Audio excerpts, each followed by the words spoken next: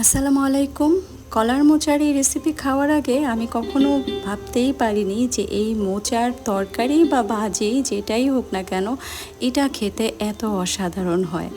আর যখন আপনি এভাবে কলার মোচা রান্না করে খাবেন, মাছ মাংস এক সাইডে রেখে দিয়ে শুধু এই মোচার তরকারিটা দিয়েই এক থালা ভাত খেয়ে ফেলতে পারবেন নিমেষেই। তাই আজকে আপনাদেরকে সাথে নিয়ে আমি বাসায় কিভাবে কলার মোচা রান্না করি সেই রেসিপিটি দেখে ফেলবো। চলুন তাহলে রান্না করা যাক। কলার মোচা খাওয়ার জন্য কলা গাছ থাকতে হবে এমন কোনো কথা নেই। এটা খুব সহজেই বাজারে কিনতে পাওয়া যায়। কাঁচা বাজারের সবজির দোকানে আপনি এটা খুব সহজেই পাবেন, অথবা সবজির যে ভ্যানগুলো থাকে সেখানে কিন্তু এই মোচা মাঝে মাঝেই পাওয়া যায়। তো আমি প্রথমে যেটা করছি, এইখানে যে একটা খোলস সেটা খুলে নিচ্ছি, তারপর কলার মোচার এই ফুলগুলো বের করে নিচ্ছি। এভাবে আমি একের পর এক খোলস খুলে যাব আর ফুলগুলো বের করে নেব। যেহেতু এই শুধু ফুলগুলোই রান্না হয় আর সবটা খোলার পর খুব অল্প হয়ে যায়, তাই আমি দুটো কলার মোচা নিয়েছি। আপনি চাইলে একটাও রান্না করতে পারেন। এটা খেতে এত মজা হয় যে আমি দুটোই ব্যবহার করেছি।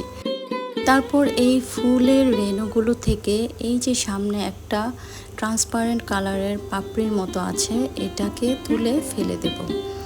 আর এই ভেতরে একদম চিকন চিকন লম্বা লম্বা কিছু রেণু আছে। এখানে একটা মাথায় বলের মতো হয়ে আছে, এরকম একটা রেণু পাবেন, সেইটাকে সরিয়ে ফেলবো। আবার দেখিয়ে দিচ্ছি আরেকটা, একদম সামনে পাতলা আবরণের একটা পাতলা আবরণ এবং এই যে ওয়াটার কালারের একটা রেণু, এটা আপনি ফেলে দিবেন। তারপর এখানে আরেকটা এই লম্বা পাপড়ির মধ্যে একটা শক্ত মোটা টাইপের মাথার দিকে একটু বলের মতো এরকম একটা রেণুই থাকে, ওই রেণুটা ফেলে দেবেন। তারপরে কিন্তু আমি পুরোটা মোচা এইভাবে নিইনি, এই যে লাস্টটা যতটুকু ছিল ছোট অংশটা সেটা কিন্তু ওইটা আস্তই রেখেছি, ওইটা কিন্তু আমি আর পাপড়ি বা ফুলটা আলাদা করিনি। তারপরে যে দেখতে পাচ্ছেন কিভাবে আমি কেটে নিচ্ছি, কুচি কুচি করে এটা কেটে নেবেন, অথবা অনেকে আমি দেখেছি এটা সেদ্ধ করে বেটে নেয়, কিন্তু আমি খুব সহজে রান্না করাটা প্রেফার করি, তাই আমি এটা এরকম কুচি কুচি করে কেটে নিয়েছি। সেদ্ধ করে বাটাবাটির ঝামেলায় আমি যাইনি। তো এভাবে কুচি কুচি করে কেটে নেব।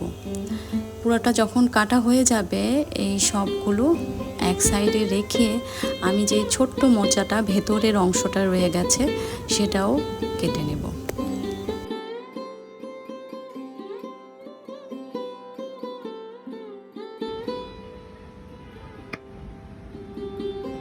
প্রথমেই ডাল থেকে মাথার অংশটা আলাদা করে নেব, তারপরে এটাকে মাঝখান থেকে কেটে নেব। তারপরে ঠিক ফুলগুলো যেভাবে আমি কুচি কুচি করে নিয়েছি, এই ভেতরের অংশটাও আমি একইভাবে কুচি কুচি করে নেব। এটা রান্নার আগে আসলে এইভাবে রেডি করে নেওয়াটা একটু ঝামেলার মনে হতে পারে, কিন্তু যখন আপনি এটা খাবেন খেতে এতটাই মজাদার যে এই কষ্টটুকু আপনার কাছে কষ্ট মনে হবে না।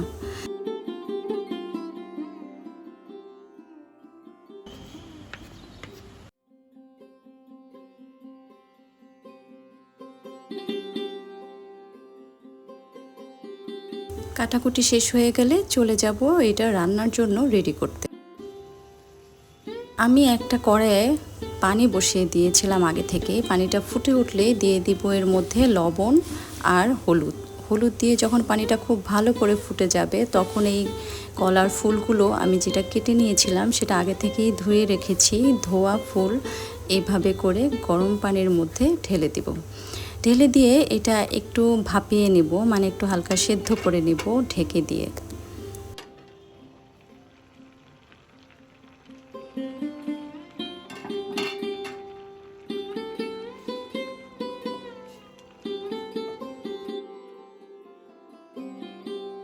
মোচাটা যখন সেদ্ধ হয়ে যাবে তখন এটা আমি ছেঁকে নেব।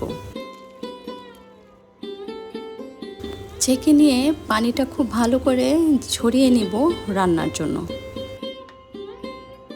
এবার চলে আসি মূল রান্নায়। আমি একটা কড়াই বসিয়ে দিয়েছি আর দিয়ে দিলাম এখানে সরিষার তেল।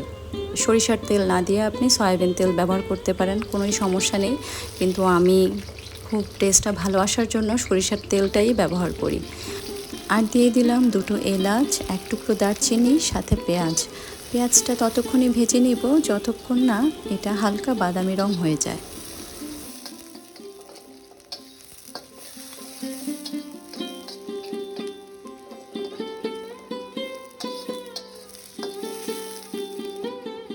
তারপর দিয়ে দিব এর মধ্যে আলু। আমি এখানে দুটো আলু দিয়ে দিয়েছি চৌকো চৌকো করে কেটে, আর দিয়ে দিলাম লবণ। আলু আর লবণ দিয়ে আলুটাকে একটু তেলের মধ্যে ভেজে নেব।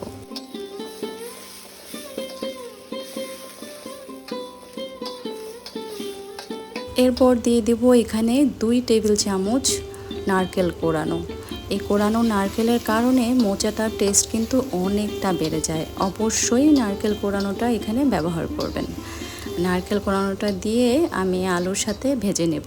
আপনাদের কাছে আমি আগেই ক্ষমা চেয়ে নিচ্ছি, আমার এই মশলার ভিডিওটা কিভাবে যেন স্কিপ হয়ে গিয়েছে, এটাকে আর খুঁজে পাচ্ছি না। আমি কী কী মশলা এখানে ব্যবহার করেছি আপনাদেরকে বলে দিচ্ছি। এখানে দিয়েছি 1 টেবিল চামচ আদা রসুন বাটা, দিয়েছি 1 চা চামচ হলুদ, 1.5 চা চামচ মরিচের গুঁড়ো, আর ধনে গুঁড়ো দিয়েছি আমি এখানে 1.5 চা চামচ, জিরা গুঁড়া দিয়েছি 1.5 চা চামচ। তো এই মশলাগুলো দিয়ে আলু আর তেলের সাথে একটু ভেজে নিয়ে তারপরে দিয়ে দিলাম এখানে পানি। একটু গরম পানি দিলে ভালো হয়। আমি গরম পানি দিয়ে এই মশলাগুলো খুব ভালো করে কষিয়ে নেব। মশলাটা যখন ভালো করে কষে এইভাবে তেল উঠে যাবে, তখন এর মধ্যে দিয়ে দিব কুচো চিংড়ি। একদম দেশি যে ছোট ছোট চিংড়িটা হয়, আমি মোচার তরকারিতে ওই চিংড়িটাই ব্যবহার করি। এটা খেতে আমার কাছে খুবই ভালো লাগে। আপনি চাইলে মাঝারি সাইজের চিংড়িগুলোও ব্যবহার করতে পারেন, কিন্তু এই ছোট চিংড়িটার স্বাদ আমার কাছে একটু বেশি ভালো লাগে, তাই এই ছোট চিংড়িটা আমি মোচার তরকারিতে ব্যবহার করে থাকি। চিংড়িটা দিয়ে ভালো করে কষিয়ে নিয়ে ওই সেদ্ধ করা মোচাগুলো আমরা এখানে ঢেলে দেব। মোচাটা দিয়ে চিংড়ি মশলা সব কিছুর সাথে খুব ভালো করে মিশিয়ে নেব। সব কিছু ভালো করে মিশিয়ে নিয়ে ঢেকে দেব। ঢেকে দিয়ে আবার একটু পরপরই কিন্তু এটা এসে নাড়া দিতে হবে, কারণ হচ্ছে এটার মধ্যে যেহেতু কোনো পানি দিইনি আমি, এটা এভাবেই কিন্তু ভুনা ভুনা করতে থাকবো।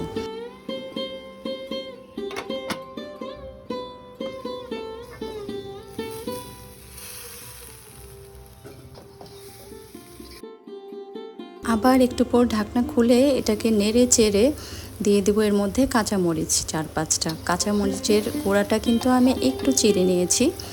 আপনি যদি ঝাল খেতে না চান তাও চিড়ে দিবেন, কারণ এতে করে ফ্লেভারটা বের হয়। আর দিয়ে দিলাম গরম মশলা গুঁড়ি। গরম মশলা গুঁড়িটা আমি দিয়ে দেব 1/2 চা চামচের মতো। তারপর সব কিছু নেড়ে চেড়ে মিশিয়ে নিলাম। আর এখন দিয়ে দিচ্ছি চিনি। একটু চিনি কিন্তু এটাতে ব্যবহার করতে হয়, তাহলে কিন্তু স্বাদটা অনেক বেড়ে যায়। আর তাই চিনি দিয়ে খুব ভালো করে মিশিয়ে ঢেকে দিচ্ছি।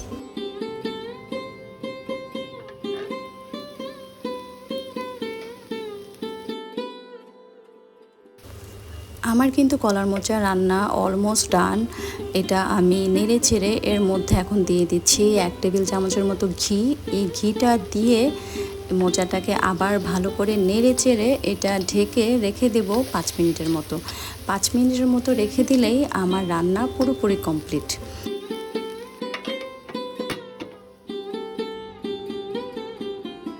হয়ে গেল আমাদের কলার মোচার অসাধারণ এই তরকারিটি। এটা তরকারি বলবো না ভাজি, আমি ঠিক জানি না, আপনারাই এটা ঠিক করে নিন। কিন্তু এটা না খেলে আপনি বুঝবেন না এটা খেতে আসলে কতটা মজাদার।